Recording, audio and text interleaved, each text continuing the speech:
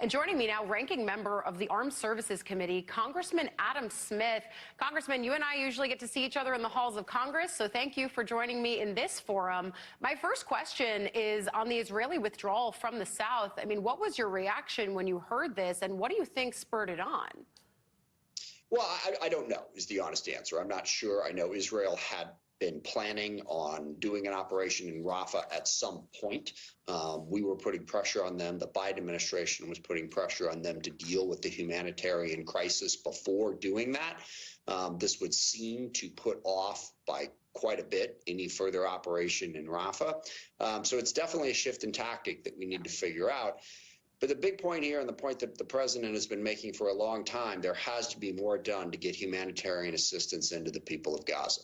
Yeah, and certainly that's one of the pressure points that I think we're going to be watching unfold when Congress comes back here this week, because you've told Fox News that you don't support withholding arms from Israel, but you did say that it needs to change the way that it's conducting the war in Gaza because it's not the right approach. Some of your colleagues, on the other hand, have since signed a letter calling for the U.S. to use conditions on its military aid. It's been 6 months. There's a deteriorating humanitarian situation on the ground, as Hala was saying. If not now to use that leverage point, then when? Well, there's several pieces to this that tend to be left out of that conversation. It assumes that the only issue going on in Gaza and with Israel is the humanitarian crisis in Gaza. That's a huge issue and a huge problem. It's not the only issue. Hamas is still a factor. Look, Israel has agreed to a ceasefire multiple times over the course of the last, I guess it's up to like almost 6 weeks now, and Hamas has said no.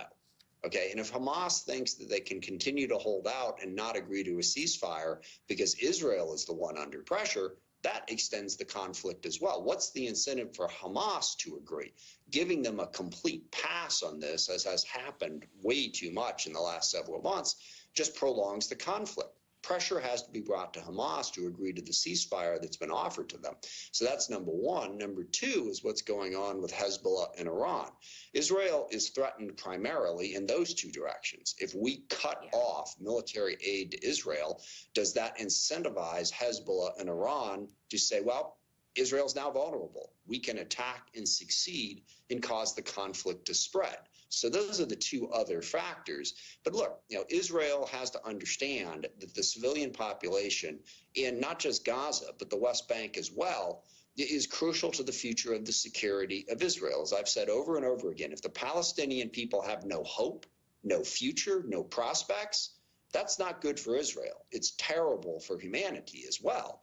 But Israel needs to understand it's bad for their security as well. And there are clear, concrete steps that they can change in what they're doing in Gaza to better protect the civilian population. Congressman, I'm glad you bring up the role of Iran here and the implication of what could happen if military aid is cut off and weakens Israel in light of a possible Iran attack. I mean, we're hearing them basically say we're going to be retaliating imminently.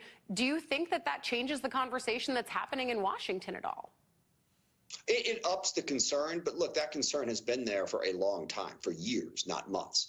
Iran has at different times, certainly directly attacked U.S. military personnel in the region and attacked Israel. And of course, for decades now, Iran has been providing weapons to Hamas and Hezbollah, amongst other groups in the region.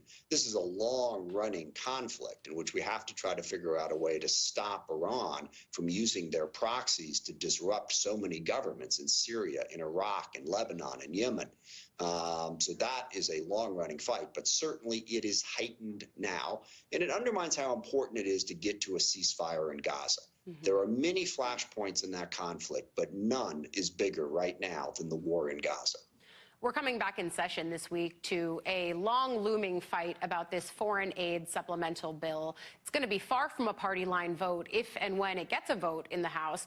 The Speaker seems to be pushing for this idea of Ukraine aid in the form of a loan. That's contrary to the idea of what the Senate passed. And I asked Leader Jeffries about this before recess, and he said the Senate's supplemental package is, in his words, the only viable path forward. Do you agree, or would you be open to, for example, Ukraine aid that's a loan? At this point, the Senate bill is the only viable path forward. Look, it's not a binary the RICO Act choice.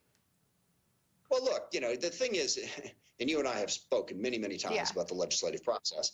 The legislative process is not theoretical. And we've heard from the Republicans for going on 6 months now, a wide variety of different ideas. You know, whether it's a loan, the Repo Act, what about greater accountability? What if we did this? What if we did that? None of that is a piece of legislation. And as we sit here today, with the week coming before us, they don't have a piece of legislation that is an alternative. They literally don't have an alternative to offer. And even if they came up with one in the next day or two, you know the process, it would take months before you could get that through. Ukraine doesn't have months. And let me just emphasize, Speaker Johnson understands that.